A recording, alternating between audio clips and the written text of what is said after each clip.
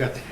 Well, let me start by thanking, sorry about the slight logistical delay here, but I'd like to start by thanking the organizers of the conference for inviting me. It looks as over the next 2 days we will have a lot of very interesting papers and I think a lot of interesting discussions.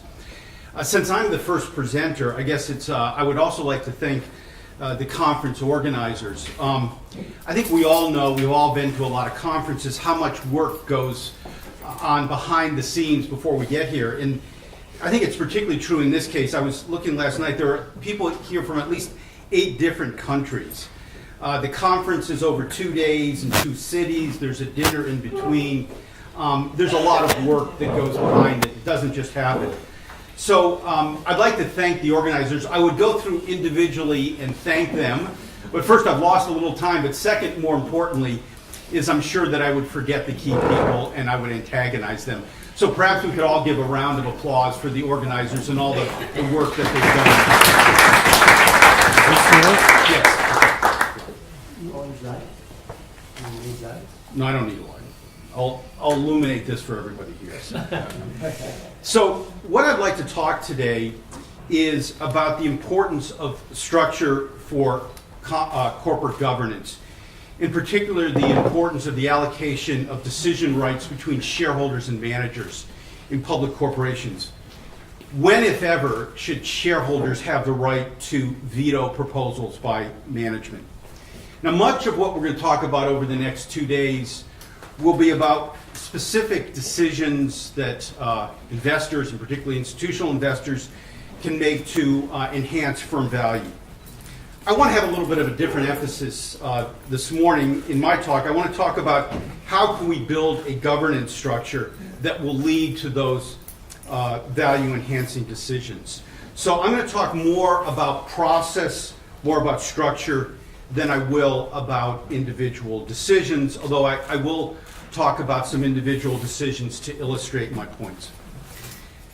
I'd like to talk at first just a little bit on how I got interested in this topic. I think usually how we get interested in this topic is of no interest to anybody, but perhaps in this case it's a little different. I have an unusual background, in both law and in finance, and please don't hold my legal background against me. But I think that what I took away from my background in law is that process matters. And of course I have a background in finance, and I guess one of the major things I've taken away from that is that the future is capitalized in current prices. And in many respects what we're talking about are stock prices. And those have always been the anchors of my research. I think the more immediate impetus for this research and this talk was a few years ago when my son was taking a course in college on the writing of the United States Constitution.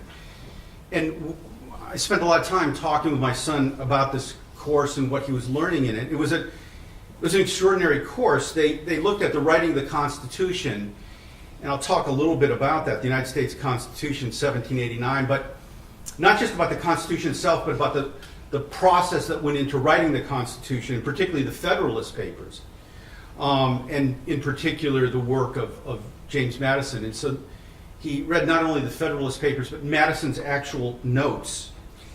And the thing that was amazing to me is that the founding fathers, and they were all fathers, so it's not that I'm sexist, but that was what it was like in 1789, how much time they spent about a structure for governance. And to me, the contrast today with corporate governance, where there's very little discussion of structure and process, more of individual decisions. So what had happened in just a brief background for those of you that may not know it or may have forgotten it like I had, is that, of course, the Americans won the American Revolution, and then the Confederation of States was created. But that collapsed, it was formed in 1783, but it collapsed very quickly. And the founding fathers realized that it was an inherently weak structure. And so they wanted to build a better structure, and they started thinking about this. And the Federalist Papers were the the product really of three individuals, John Jay, Alexander Hamilton, who's now a pop star in the United States, but above all, James Madison. And they thought about these issues very deeply. And they went to the Constitutional Convention in 1789, and they had a very great debate. Again, it was primarily based upon what type of structure should we have, as opposed to individual decisions. And I think that that has served the United States very well. But again, to me, the contrast from my work in finance is how much time they spent on structure and how I think little time much corporate governance spends on structure. So that is my takeaway on this. So let me talk just briefly and kind of give some background. I always like to start with first principles. And really the dynamics of a market economy is that over time resources should be transferred to higher valued uses. That's the goal of everything. It's in our individual life, it's in corporate governance. That's basically what a market economy should do. And ultimately all the papers that we have over the next 2 days will talk hopefully about transferring to more valued uses. The way that private property does this is through the co-location of decision rights and wealth effects. That the owner of a property has both the decision rights and feels the wealth effects. So let me give you an example. It has to do with my house. I've got an old roof in my house. Okay, I have the decision rights on what to do with that roof.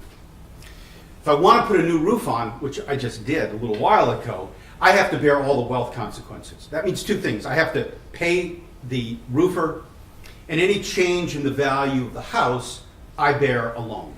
Putting my wife aside, who's a joint owner in the house. She'll be at dinner tonight, but she's not here, so we can put her aside for the time being. And so this co-location of rights and wealth effects means you have to eat your own cooking.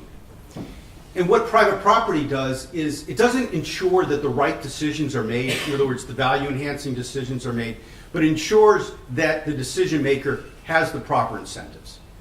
And through the process of making rights transferable, alienable, if I'm not able to do that, I can sell it to somebody. That's the essence of a market economy. That's the underlying property rights. Now, corporations are private property, but there's a glitch or a problem here, a challenge here. The shareholders are the residual claimants. They feel the wealth effects, but there are too many of them to make decisions. It would just be too cumbersome. Collective action problems, coordination problems. So the really innovative solution that evolved over hundreds of years in law is that the shareholders would delegate some but not all decision rights to a board of directors. They would elect that board of directors, and the board would select and monitor top managers. And in theory, if the shareholders don't like what's happening, they can get rid of the board. That's the theory. But there's two unusual facets as far as private property, as corporations versus other forms of private property. You need a governance structure, and in part that's going to be partitioning the decision rights between shareholders, managers, and directors. And also there's going to be extensive but never total delegation of decision-making rights. And so we have both a governance structure, decisions, and a delegation that I think is more intense with the corporate form than it is with just our private property or individually owned property. I don't want to spend too much time talking about governance structure. I know that some other papers are going to be doing this. But examples of it's kind of what I call an architectural choice. Do you have single or dual class stock? Do you separate the board and the chair? How large of a board of directors should you have? And let me talk about just an example on the second one, third one, the size of a board of directors. This diagram is from a paper that I like. It's kind of an old one now by David Yermak, looking at the relationship between firm value, to the extent that Tobin's Q measures it, which I'm never sure it does, and the board size. And as you go from left to right, you have more board members. And I think the takeaway from this diagram is that small boards seem to be more value enhancing than large boards. I've often thought about this. My family has owned stock in General Electric since 1908. It's been a good investment except for the last 20 years. And GE's a mess, but one problem is they've always had a very large board. The other problem is they've always had an academic on the board, which I thought has been a terrible decision. And they've actually said they're going to reduce it from 18 to 12, which is a movement in the correct direction, but I would go even smaller than that. And so kind of a punchline is, why don't corporations in their articles of incorporation or bylaws specify with a pretty narrow range that, we will have 7 to 9 directors or whatever it is? And they don't do that very often. And I've kind of wondered, why not? I mean, why don't they do that? And that's kind of a theme of where I'm going. And so let me talk, what I want to focus on are shareholder retention of key decision rights. Which key decision rights should shareholders delegate to management, and which should they reserve? And the way they normally reserve this is by reserving the right to veto certain proposals by management. And there's a lot of possibilities here. One is what I call the pure Republican approach. I probably should have had a small r. This has nothing to do with the Republican Party. It's that you select, in this instance, a board or a manager, and you just say, you guys do everything. We're not going to micromanage you. We're not going to, you just go do it. But you could also, that's an extreme case, and I'll get to that, but you could also have shareholders reserve some rights for themselves, and I'm going to talk about a couple of those as being illustrative, but certainly far from exhaustive. So this is I should not have put this diagram up here, but I put it up here anyway, so I'll talk about it. This illustrates the spectrum of how much or how little delegation you can have of decision rights from shareholders to managers. So if you're at this end, down here, the shareholders make all the decisions. And indeed, you can have multi-dimensions on this to look at not only who's making decisions, but by, is it majority vote, supermajority, or unanimity? So in theory, you could have all decisions need to be made unanimously by all shareholders. Obviously, that's not going to work in the corporate setting, but when you look at most property that's jointly held, that's the solution. So if anybody owns a house with somebody else, that's where you are down there. That's why when you sell your house, both spouses have to sign off on it. The other end is that the shareholders just elect a board or elect a CEO, and maybe here they don't even re-elect them, here they re-elect them. But you can have intermediate things where you elect a board, you delegate some, maybe most, but not all decision rights. And so here's shareholders elect directors and make certain decisions by majority vote, maybe equity issuance, CEO pay, mergers. So you can be anywhere, in a sense, on that spectrum. And essentially where you want to be is to maximize firm value. So let me give you an example of 2 instances where shareholders have, in a sense, reserved rights. One is Marco's paper. I love this paper. Marco and co-authors have a paper, and they exploit an unusual aspect of UK law. And at least in the US, when one firm acquires another, the bidding firm's shareholders do not have to approve the acquisition in most instances. But in the UK, if it's a large acquisition, large relative to the size of the bidding firm, then there has to be shareholder approval by the bidding firm. And so Marco and co-authors take advantage of this situation. And what you see here is, with small acquisitions, again, if you're acquiring a company that's less than 25% of the value of your company, the details, if you want details, talk to Marco afterwards. You do not have to get shareholder approval. And this is the UK, the gray, and the dark is the US, and there's really not much difference. But the difference is, with large acquisitions in the United Kingdom, again, large, if you're acquiring a firm that's more than 25% the size of your firm, your shareholders must approve it, must vote to approve it. And there we find a positive announcement effect in the UK, but in the US, where no shareholder approval is required, you have a negative reaction. Okay? And so this is an example of where the shareholders have reserved rights, not so much consciously, but by law. Another example is, which I can talk a little bit more about, is shareholder approval of equity issuances. I have a paper that's forthcoming in the JFE on that. Now, most economists think that only board of director approval is required when a public corporation issues stock. That's actually not true around the world. That in many countries, when a public corporation is going to issue stock, the shareholders have to vote to approve it. And even in the United States, under certain instances, shareholders must vote to approve equity issuances. So we have this variation around the world, and the patterns are really very striking.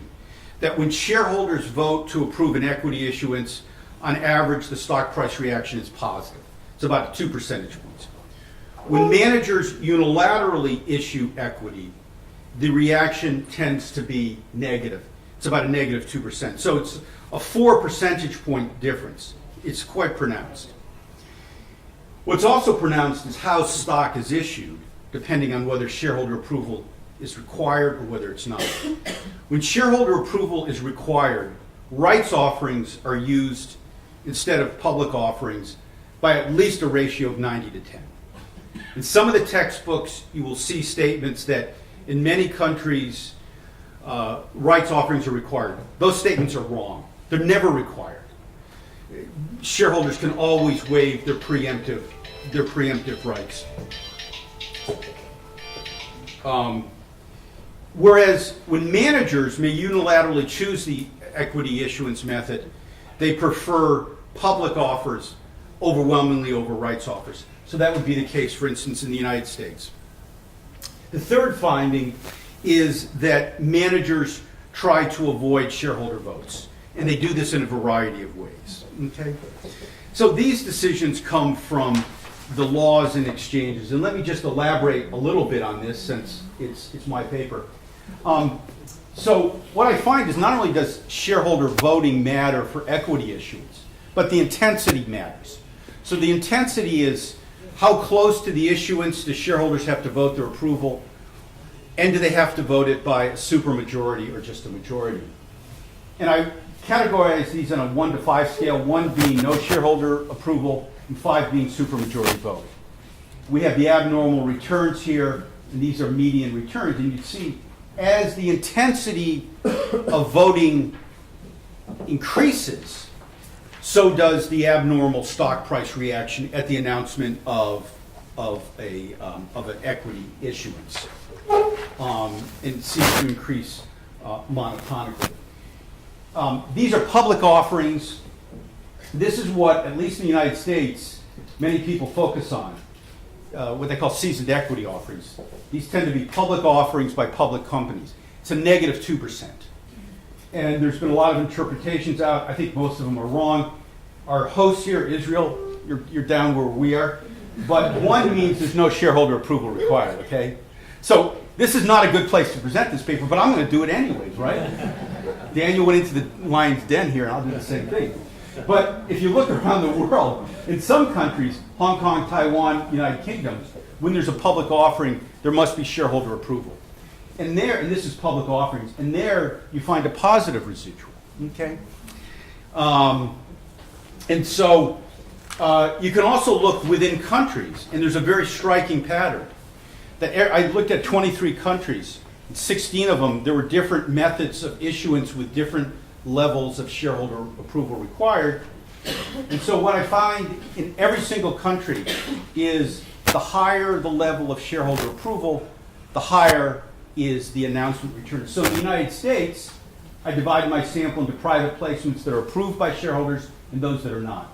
Quite a striking difference. Rights and public offerings are not. Hong Kong is very interesting. Hong Kong is a situation where the only requirement is preemptive rights. So if a company issues stock proportionally to shareholders, in other words, they use a rights offering, they do not need to get shareholder votes. But if they do not do that, they by law must get shareholder approval. And what you see is the 2 places where shareholders approve, you get a big positive residual. And when there's just rights offerings and there's no shareholder vote, it's big negative. This actually runs counter. There's a lot of stuff in the literature that preemptive rights protect shareholders. I actually believe that that's by and large wrong. For instance, LLSV and their shareholder protection, they give 1 point for preemptive rights. Tell that to shareholders in Hong Kong. Sweden, our Swedish friends, are interesting for another reason.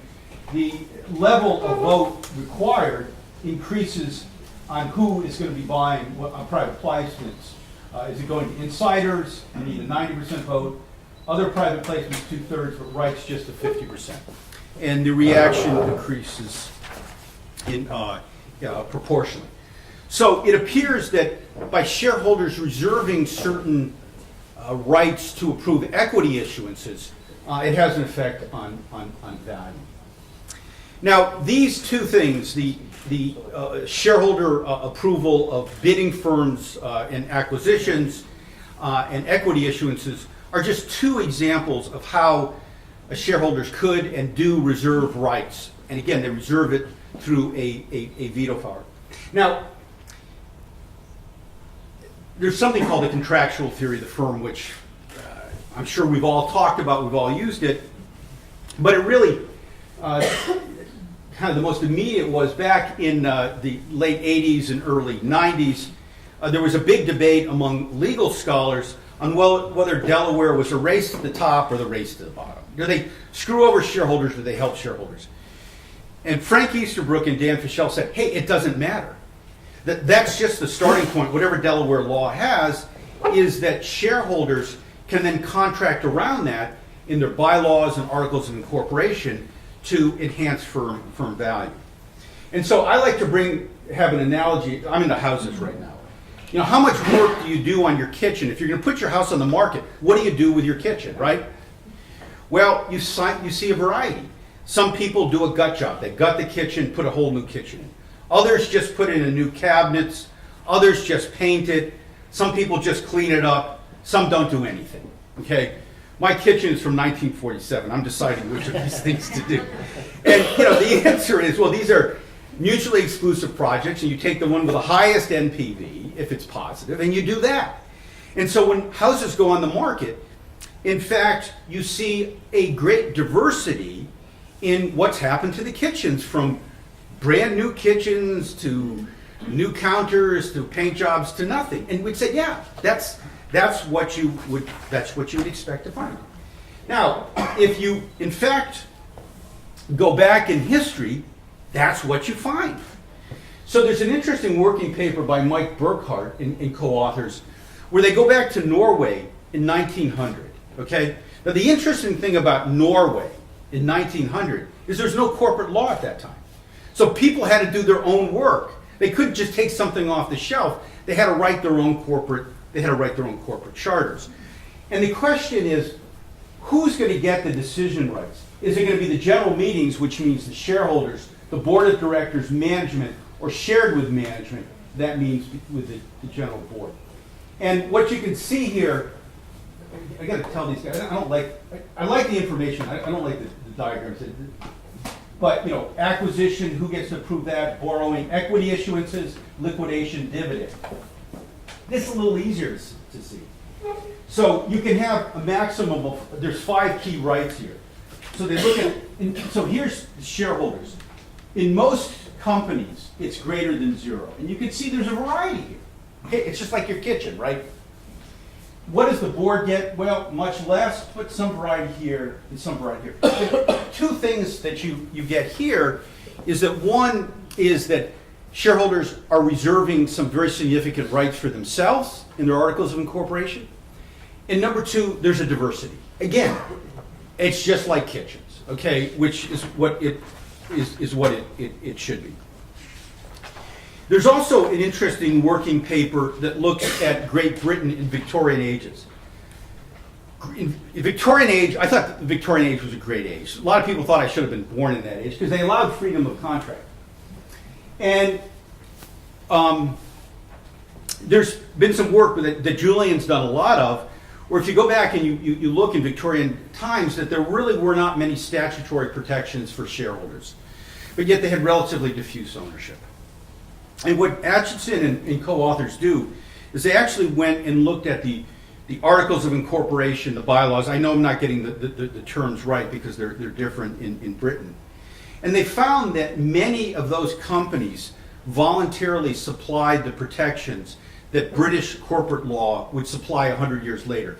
In other words, the private contracting was leading what the legislatures did. And again, this is exactly what we would expect. It's exactly what Easterbrook and Fischel would predict in the contractual theory of the firm, is that, hey, you know, what the law is just a starting point, and you guys do whatever is going to maximize your value. But today it's a very different situation, and here's the mystery that I don't have an answer to, and maybe some of you will over the next few days, is that there seems to be very little diversity in corporate charters and bylaws, at least in the United States. So if you look at IPOs is the instance where entrepreneurs should be fashioning a document. They should be doing what James Madison and Alexander Hamilton did in 1789. They should be fashioning a document, a governance structure that will maximize the value of the firm to maximize their proceeds. And there's a lot of academic papers that claim that this was happening.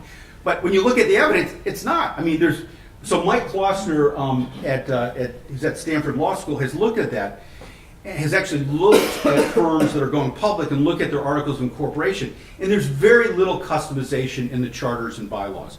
A little bit on staggered boards, which some people, including me, think reduce firm value. Instead, what institutional investors focus on are revenues. I've gone to a couple of these roadshows. I don't know if you've been to any IPO roadshows, but it's all they talk about are revenues. And look, I like revenues as much as the next guy does, but what about a structure? And there's almost no discussion of that. And what about charter amendments for more mature firms? Well, again, there's been research done on that, and historically, very little change has gone on there. A little bit more post-2005 as the SEC has changed their regulation, and you can see what they've done. I think these things can be important, and so there is some change that's happening. I'm not trying to say that there's no variation, but it's not the tailoring we would expect with key decision rights. You don't see firms putting in their charters, if we make an acquisition above such and such a size, our shareholders have to approve it. We don't say if the board wants to issue equity above this amount, shareholders have to approve it. We just don't see that. Which raises the topic that we're talking about today and tomorrow, institutional shareholders. That it's interesting that institutional shareholders appear to be doing something. They're not just sleeping, they're going into doing something, but they seem to be really concerned with social and environmental issues. And that's gone up, I quote from the conference board, whereas things like stock issuance and corporate governance, those structural things have seemed to become less important. And so, to me, again, it goes back to the discussions that I had with my son about the Constitutional Convention. What institutional investors are doing today, at least in the United States, it appears to me, are exactly the opposite of what the Founding Fathers did. The Founding Fathers were really concerned with structure, the allocation of decision rights, which have become very important in the United States recently, by the way. Whereas institutional investors seem to be making one-off decisions. And anyway, so the question is why? Why is there so little variation in the allocation of decision-making in the United States? It appears to be. And what variation there is seems to almost come from the accident of laws and exchange regulations. Now, I know that those are not accidents. They're not randomly distributed. But there's not this conscious effort that one might anticipate. And so, I always try to explain the world as it is. We can all talk about imaginary worlds and, So what's going on here? The first possibility is freedom of contract limited. And I don't know the answer to any of these, so maybe you guys might know. Economists love to talk about freedom of contract. When I first became an academic, I tried to figure out what the Coase theorem was. It took me like 3 years to figure out the Coase theorem. It really has to do with freedom of contract, but Coase assumes that the legal conditions necessary for voluntary exchange are present and that they're permissible to have voluntary exchange. Maybe that's not the case. I mean, as we all know, governments around the world spend a lot of time restricting what individuals may voluntarily do, right? That's one of their major jobs. And so maybe there's not freedom of contract. And a second possibility is, well, this just doesn't matter. You know, it's a neutral mutation. That there's a substitution in the market for corporate control, or there's product market competition, and that it doesn't matter. So there's kind of substitution. Well, I agree that I think there is substitution. There's a lot of ways to control agency issues. This is only one of them. But I don't think they're perfect substitutes. If there were perfect substitutes, I don't think Marco would find his results as far as shareholder approval of bidding acquisitions. And I don't think I would have found what I find on shareholder approval of equity issuances around the world. So there still seems to be a role for shareholders to retain some decision rights. In other words, it does not appear, at least to me, to be optimal to have a pure Republican approach where you just allocate all decision rights to the board and the managers and say, hey, go at it, guys. Another explanation that's kind of a permutation on this is that all firms are basically the same and you would not expect to find variation. Well, I don't think all firms are the same. If all firms are the same, a lot of us who teach in MBA programs have just lost a lot of reason for our existence. But also, as you see, the two examples I talked about on acquisitions and share issuance, it seems to make a difference, and that the pure Republican approach may not be the optimal approach. So the last thing, have large shareholders been asleep at the switch? This is an explanation some people like and a lot of people don't like it, but I guess it's kind of where I come out on this, is that, you know, the modern public corporation is relatively new. It's what, 120 years old, and we're still learning. I mean, I think when you have this conference in 50 years, they'll look back and laugh at how primitive we were. And there's two quotes. I put one up. I should have probably put the other one up, but that I've come across in my research, and I thought it has insights into maybe what's going on here. One is I was talking to my research with a investment banker who's worked both in Europe and in the United States, and I told him my results, which I thought were very different. Certainly academics thought they were different. He said, well, yeah, of course that's right. You know, Europe is different than the United States. And he had this quote. He says, American institutional investors act like investors. European institutional investors act like owners.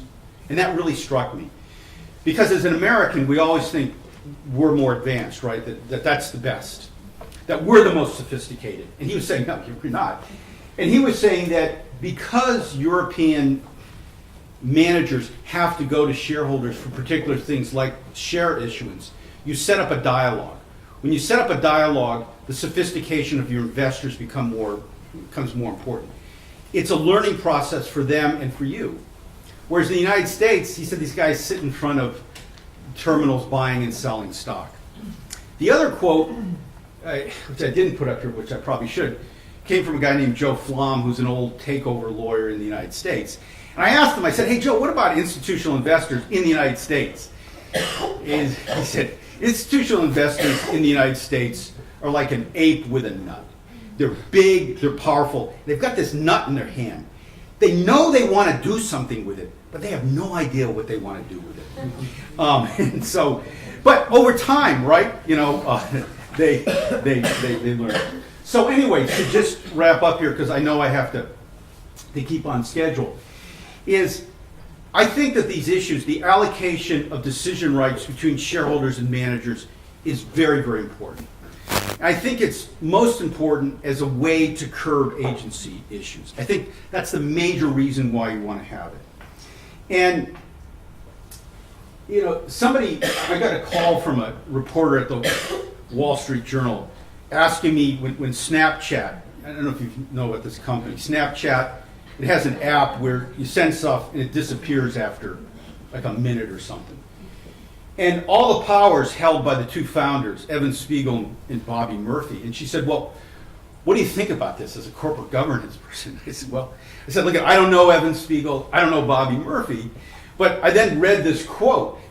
I said, let me give you a quote, and it's from James Madison. If men were angels, no government would be necessary. If angels were to govern men, neither external nor internal controls on government would be necessary. I said, look, if Evan Spiegel and Bobby Murphy are angels, both in their intent and their management style, and if their successors in perpetuity are angels, you've got no problems at Snapchat. She said, well, do you think they're angels? I said, there may be angels. I haven't met many of them in my life. And you can see the other cautions that people gave on need. And again, the founding fathers were not choosing who would be the president or who would be a senator, who would be a congressman. What they were trying to do is say, can we set up a system, an organization, a structure, and allocate rights such a way that it will react positively long after we're gone. And I think that they were very, very successful. Not perfect. By far and away, they weren't perfect. But they thought about it deeply. They worked on it. And again, the contrast that I see between that and corporate governance today, to me, is at least is a pretty wide gulf. So the summary is, I think that the allocation of decision rights between shareholders and managers is a very important topic. I think I would encourage those of you that are looking for topics or have students that are looking for it. There are accidents around the world where these decision rights get allocated differently. I think to study that, as Marco did and as I did, I think that there's a great deal that can be done in that. Evolution, I think, applies to corporate governance. To me, the thinker that is most relevant for economics and finance is without a doubt Charles Darwin. And things change. And I think corporate governance has changed radically. You go back 30 years ago, you never saw hostile takeovers. That's changed. And I think we're going to see more here. One size also does not fit all. I think that's a problem with having too much regulation. It's one size fits all. There's a lot of unanswered questions here, and I think there can be a lot of corporate changes ahead over the next few years. I hope that over the next 2 days and also beyond, we will have the opportunity to discuss some of the issues that have been raised in this talk. I know that some of these issues will be touched upon in other papers. I will say that there are far more unanswered questions in this area than there are answered questions. But as academics, of course, that's what we're looking for, right? I mean, because it gives us something to research, and it also gives us the opportunity to attend wonderful conferences like this and try to figure out the world a little more. So thank you very much for inviting me.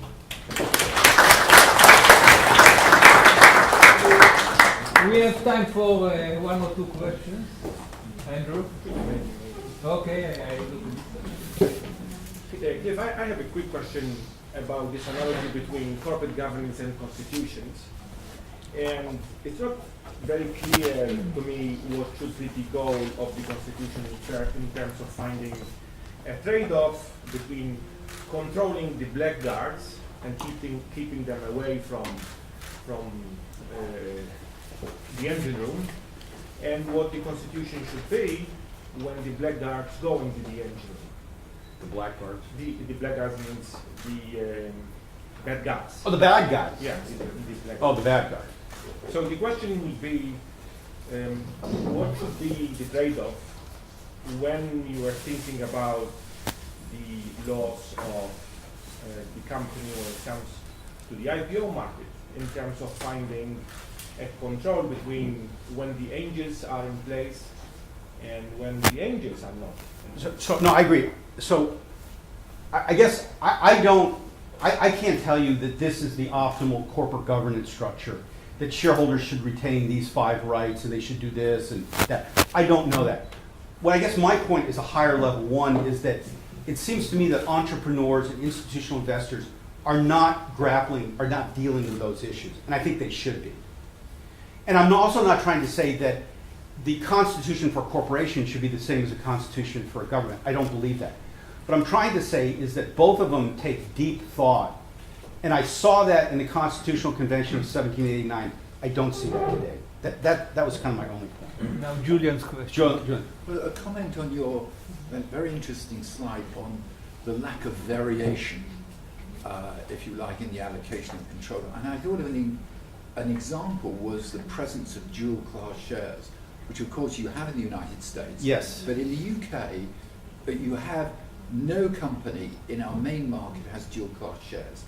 And it's interesting, in 1965, 15% of UK listed companies had dual class shares. And then the institutions decided together that they would not subscribe to a company with dual class shares.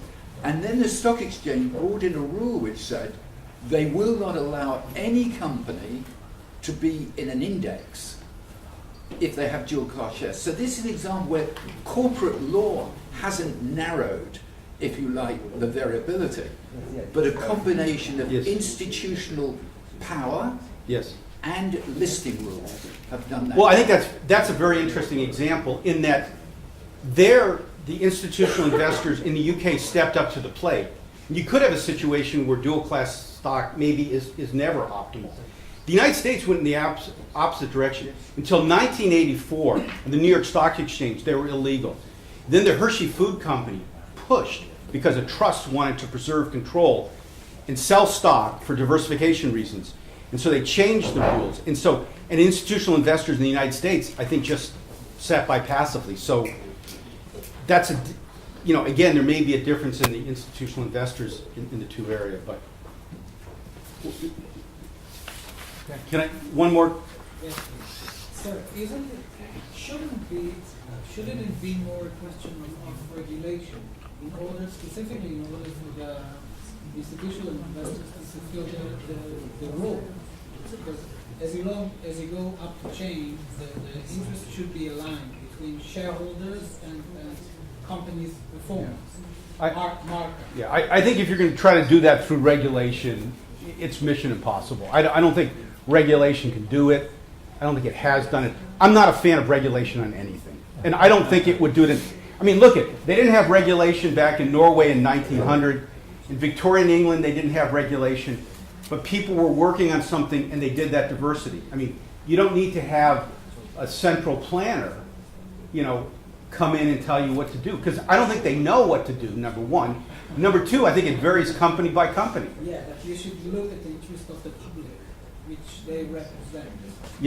And when WorldCom, if you take that example, there wasn't the regulation before that. Well, okay, I'll say something provocative. Do you think I should have the right to re-roof my house, or should some regulator be able to control that? Okay, this is not a public company, this is a private company. Well, these are, Apple's a private company. And you're the sole shareholder. No, I'm not. My wife is there. She'll be at dinner. As usual, no week. topic ends after the presentation.